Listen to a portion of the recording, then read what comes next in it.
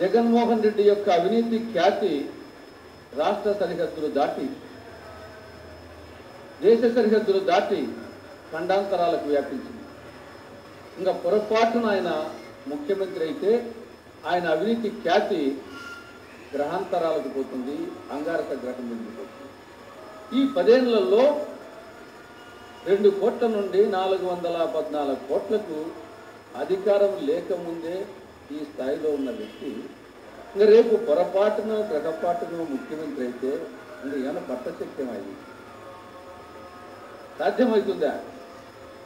మనుషులు పట్టుకున్నదానికి సాధ్యమవుతుందా? ఆయనకు తీరిక ఎక్కడ? ఈ కేసుల కోసం ఆయన కోర్టుల చుట్టూ జైళ్ళ చుట్టూ తిరిగేదానికే సరిపోతుంది. ఇంకా పరిపాలన గురించి ఆలోచించడానికి, సొంత ఆస్తులు పెంచుకునేదానికి కొంత కేటాయించాలా? కోర్టుల చుట్టూ జైళ్ళ చుట్టూ తిరిగేదానికి మిగతా టైం సరిపోతుంది. ఇంకా పరిపాలన అందించేది ఎక్కడ? జగన్మోహన్ రెడ్డి పార్టీకి ఓటు వేయడము అంటే కేసీఆర్కు టీఆర్ఎస్కు ఓటు వేయడమే.